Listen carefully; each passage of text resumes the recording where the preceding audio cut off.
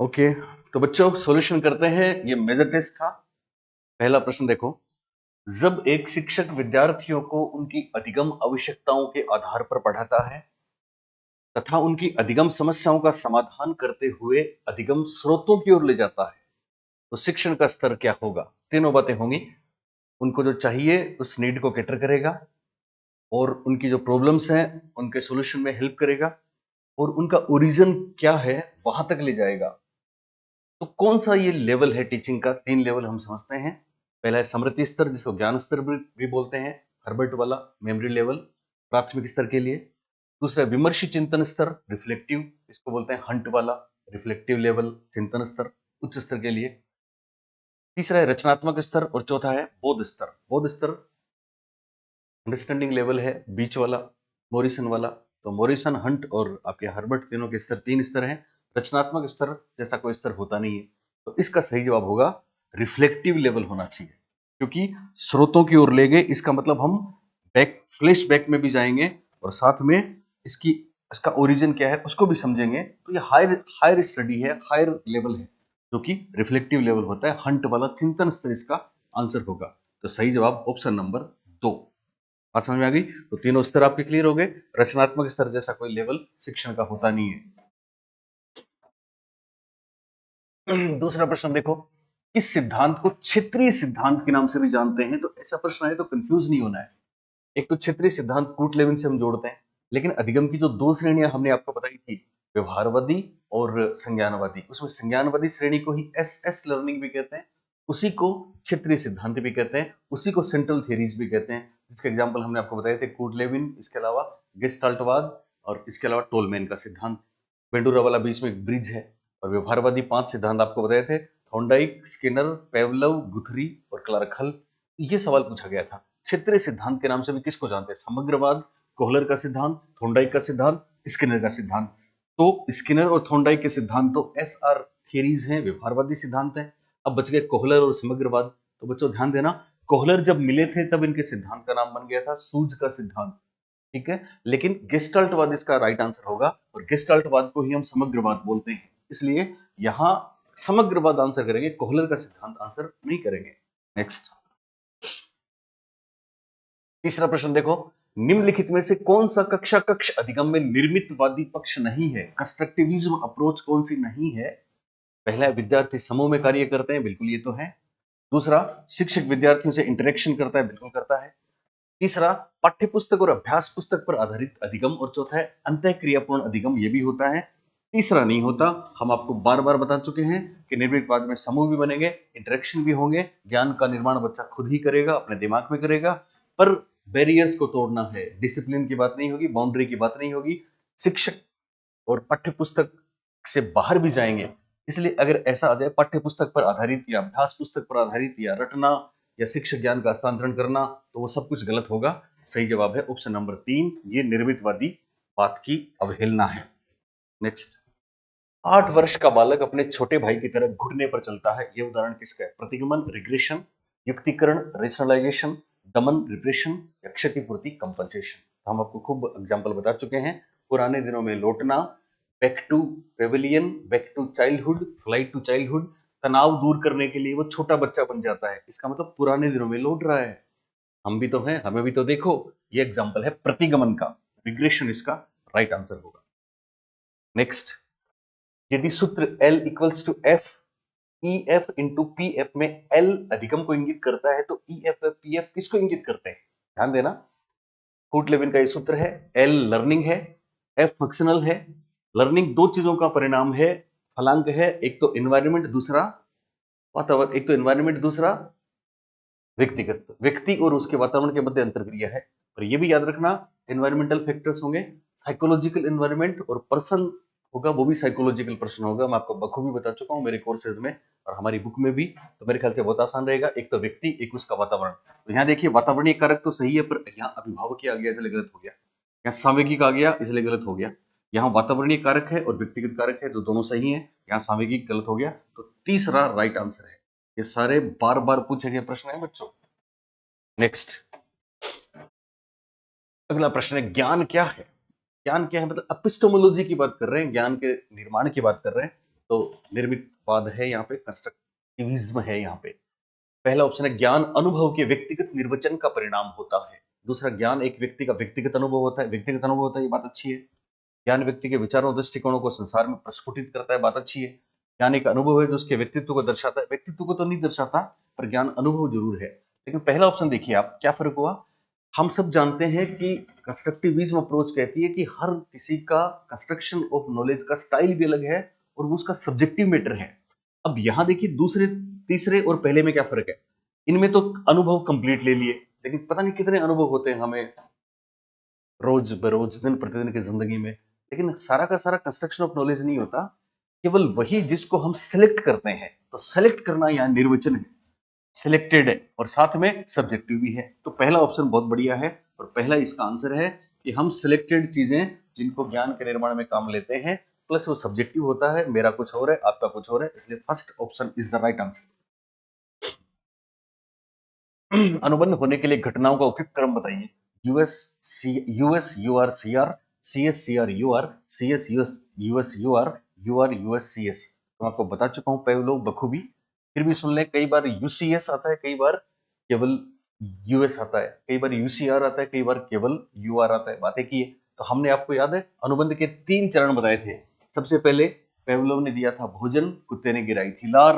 तो भोजन अनुबंधित उद्दीपक था या अनानुबंधित, जवाब है अनानुबंधित। और लार सॉरी भोजन के बाद में फिर दूसरे चरण में उन्होंने घंटी को जोड़ दिया, तो घंटी अनुबंधित उद्दीपक था। तीसरे चरण में केवल घंटी और केवल लार आई। तो यहाँ भोजन का नाम तो था अनानुबंधित उद्दीपक यानी अनकंडीशनड स्टिमुलस, जिसको शॉर्ट में यूसीएस या यूएस बोलते हैं। और भोजन के कारण जो लार आ रही थी वो थी अनकंडीशनड रिस्पॉन्स, जिसको यूसीआर या यूआर बोलते हैं। तो पहला स्टेप था यूएस यूआर या यूसीएस यूसीआर। ओके, फिर क्या हुआ दूसरे स्टेप में। दूसरे स्टेप में उन्होंने भोजन के साथ घंटी को भी जोड़ दिया। तो यहाँ 2 उद्दीपक हो गए, दोनों में एसोसिएशन बन गया। एक तो था कंडीशनड स्टिमुलस घंटी और दूसरा था अनकंडीशनड स्टिमुलस भोजन। लेकिन भाई साहब तो लार गिरा रहे हैं यहाँ किसके लिए, भोजन के लिए, इसलिए इस लार का नाम भी अनकंडीशनड रिस्पॉन्स होगा, यूआर होगा। फिर तीसरे स्टेप में केवल सीएस बचा, कंडीशनड स्टिमुलस बचा और इधर कंडीशनड रिस्पॉन्स सीआर आ गई। यहां सीखा है यहां नहीं सीखा, ये सहज है, ये अपने आप ही होता है। तो सीएससीआर। अब इसको आप देखिए, ऐसे प्रश्न परीक्षा में बहुत आए हैं कि इनका आपको पूछ लेंगे। पहला देखिए, पहले में यूएस पहले दे दिया, ओके यूएस पहले दे दिया, लेकिन इसके बाद यूआर दे दिया, ओके, उसके बाद सीआर दे दिया, यूएस यूआर सीआर। दूसरा ऑप्शन देखिए, दूसरे ऑप्शन में सीएस पहले दे दिया, मतलब ये क्रम सही है। अब यहां देखिए आप, सीएस दे दिया फिर सीआर दे दिया और फिर यूआर, तो सीएस सीआर तो सबसे लास्ट में होगा, यूआर तो पहले ही आ जाएगा, इसका मतलब गलत हो गया। तीसरा ऑप्शन देखिए, सीएस उसके बाद यूएस और फिर UR, CS US UR, CS US UR, ये कहीं ना कहीं सही है। तीसरा ऑप्शन, चौथा ऑप्शन देखिए, यूआर पहले फिर यूएस फिर सीएस, ये गलत हो गया। बात समझ में आ गई आपको। अब यहां भी देखिए आप, यहां यूएस यूआर उसके बाद डायरेक्ट सीआर दे दिया, ये बात गलत होगी। सही जवाब हो गया सीएस और यूएस दोनों मिलते हैं, फिर जो रिस्पॉन्स होता है वो यूआर होता है। तो दूसरा ऑप्शन राइट होगा इसमें। कौन सा होगा, दूसरा ऑप्शन राइट होगा। यहाँ यूएस यूआर का क्रम तो सही है, बाद में अल्टीमेटली सीआर आता है, लेकिन सीआर से पहले सीएस भी तो आना जरूरी है, इसलिए गलत हो गया। बात समझ में आ गई आपको। नेक्स्ट, इनमें समस्या समाधान को क्या बाधित नहीं करता। ये प्रश्न बहुत सालों से मैं देख रहा था और बहुत जगह परीक्षा में भी इसके आंसर गलत आए हैं। एकदम डिस्प्यूटेड और विवादित प्रश्न लोगों ने माना था, और वास्तव में कंसेप्चुअल सवाल है, बहुत महत्वपूर्ण सवाल है। कौन सा प्रॉब्लम सॉल्यूशन को बाधित नहीं करता, मतलब एक इनमें से समस्या समाधान के लिए खराब बात है, 3 अच्छी बात है। अंतर्दृष्टि इंसाइट, मानसिक प्रारूपता मेंटल सेट्स, मोर्चाबंदी इंटरटेनमेंट, या फिर निर्धारण फिक्सेशन। तो बच्चों ध्यान रखना, वो चीज जो पहले से हमारे दिलो दिमाग में हावी है, हम नई कोई समस्या आती है तो उस लीक से हटके अगर नहीं जाते हैं तो वो हमारा जो पहले का ज्ञान है वो उस समस्या समाधान को बाधा पहुंचाता है, क्योंकि इनोवेशन नहीं होता, क्रिएशन नहीं होता, नए विचार नई चीजें दिमाग में नहीं आती।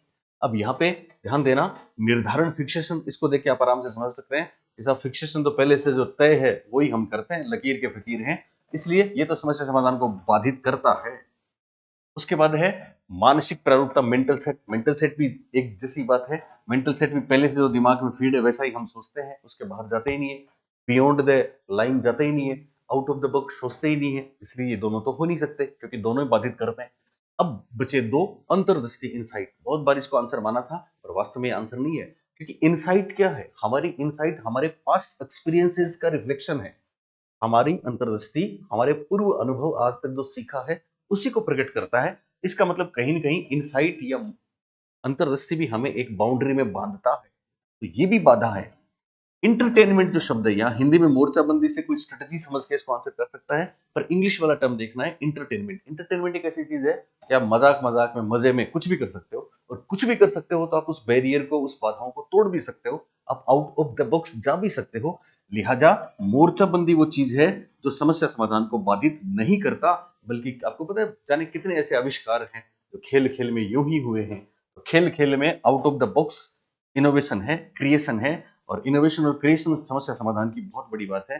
समस्या समाधान का एक नया नया बेनजीर तरीका हम ढूंढते हैं, वो विलक्षण होता है, अनोखा होता है। वो तभी हो सकता है जब हम मेंटल सेट से बाहर निकलें, फिक्सेशन से बाहर निकलें, और हमारी जो इनसाइट है वो भी कहीं न कहीं हमें बाधा पहुंचाती है, तो उससे भी बाहर निकलें। लिहाजा बहुत ही बढ़िया प्रश्न है, सही जवाब है इंटरटेनमेंट। एक छोटा सा एग्जाम्पल मैं आपको देता हूँ, जो आपने पहले भी मैंने दिया था, मेरी क्लास में भी आपने देखा होगा कि 3 बिंदु हैं। इधर ये 3 बिंदु हैं, इधर ये 3 बिंदु हैं। ये 9 डॉट्स प्रॉब्लम है। इसको सुलझाना है, और सुलझाना क्या है कि 4 से ज्यादा रेखाएं नहीं खींच सकते, और चारों रेखाओं में ये 9 की 9 कवर हो जानी चाहिए। तो अब कुछ कोशिश करते हैं, हम कोशिश करेंगे, एक ये ले ली, फिर दूसरी ये ले ली, फिर तीसरी ये ले ली, फिर चौथी ये लेंगे तो ये रह जाएगा, और इसको लेंगे तो वो रह जाएगा। नहीं हुआ ना? फिर दूसरी ट्राई कर सकते हो आप, 1 2 3 1 2 3 1 2 3, खुद भी कोशिश कर सकते हो आप। मान लो एक ये ले ली किसी ने, एक, दो, फिर तीन, अब चौथी में इधर जाएगा कि इधर जाएगा? नहीं हुआ ना? फिर क्या तरीका हो सकता है? तरीका ये हो सकता है 1 2 3 1 2 3 1 2 3। ये 9 नोट्स हैं। सवाल क्या है? 4 से ज्यादा रेखाएं नहीं खींच सकते, कलम को उठाएंगे नहीं, तो हम इनको सबको कवर कैसे कर सकते हैं? तो देखो, इसमें और आपने जितने भी कोशिश करी है उनमें एक हमारी इनसाइट भी थी, हमारा मेंटल सेट भी था। क्या था? कि हमको, जैसे यहां से हमने शुरू किया तो हम यहीं पे रुके, इससे बाहर नहीं जाते। तो ये किसने मना किया कि बाहर नहीं जाओ? बाहर भी जा सकते हैं, पर हमारा मेंटल सेट ऐसा ही होता है कि हम इससे बाहर जाते ही नहीं। आप कितनी भी कोशिश कर लो, आप 4 रेखाओं में ऑल 9 डॉट्स को कवर नहीं कर सकते। लेकिन आप यूं अगर करें, पहली रेखा में खींचता हूं और साहब बाहर चला गया, जा सकते हो? ओके, बाहर चले गए साहब, एक, फिर दूसरे में इधर आ गए, दो, कवर होगी ना दूसरे में।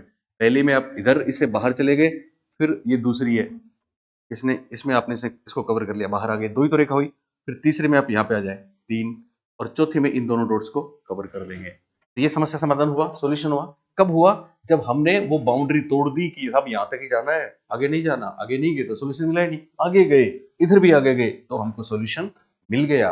और ये खेल खेल में हमने कर दिया, ये इंटरटेनमेंट है। नेक्स्ट, क्रिया प्रसूत अनुकूलन में पुनर्बलन किस पर निर्भर करता है? उद्दीपक की प्रकृति पर, या अनुक्रिया की प्रकृति पर, या दोनों पर? बहुत बार पूछा गया सवाल है, तो हमेशा याद रखना। हम सब जानते भी हैं कि स्किनर के क्रिया प्रसूत में अनुक्रिया की प्रकृति पर पुनर्बलन दिया जाता है। वांछित व्यवहार करोगे तो पुनर्बलन मिलेगा, नहीं तो नहीं मिलेगा। तो उद्दीपक को छोड़ देंगे, इसमें अनुक्रिया की प्रकृति पर राइट आंसर होगा। नेक्स्ट, किस अवस्था में बालक अपने समकक्षी समूह के सक्रिय सदस्य बन जाते हैं? पीयर ग्रुप्स के मेंबर कब बनते हैं? ये बहुत बार पूछा जाता है और बहुत लोग इसका गलत आंसर बताते हैं, पर आप नहीं करोगे। आप याद करें, हम जब आपको पढ़ाते हैं तो वयस्क अवस्था, बाल्यावस्था, किशोरावस्था, पूर्व बाल्यावस्था, ठीक है? तो यहाँ ध्यान रखना, एक तो पूर्व बाल्यावस्था, उत्तर बाल्यावस्था दोनों आ चुके हैं। केवल बाल्यावस्था मतलब उत्तर बाल्यावस्था है, पूर्व बाल्यावस्था मतलब शिशुअवस्था है, किशोरावस्था है, और वयस्क अवस्था है। तो ध्यान दें, हम आपको बता चुके हैं। और जब भी हम आपको बाल्यावस्था पढ़ाते हैं तो एक नोट लिखवाते हैं कि साहब इस अवस्था में बालक अनिवार्य रूप से अपने पीयर ग्रुप्स के मेंबर बन जाते हैं। और किशोरावस्था नहीं है, बल्कि क्या है? बाल्यावस्था। तो यहां जवाब होगा बाल्यावस्था। और अगर ऑप्शंस में आपको बाल्यावस्था के स्थान पे उत्तर बाल्यावस्था मिले तो भी वो आंसर होगा। तो पीयर ग्रुप्स याद रखना। सक्रिय सदस्य बने या सदस्य बने, सवाल आए सदस्य कब बनते हैं, सक्रिय सदस्य कब बनते हैं, तो दोनों बार ही हम क्या बोलेंगे? बाल्यावस्था। नेक्स्ट, संवेगात्मक बुद्धि का तत्व नहीं है। अब यहाँ पे 3 मॉडल हम आपको बता चुके हैं। पेट्राइडस का ट्रेट मॉडल, इसके अलावा एबिलिटी मॉडल पीटर सेलोवी और जॉन मेयर का, और आपका निष्पादन परफॉर्मेंस मॉडल या मिक्स्ड मॉडल डेनियल गोलमैन का।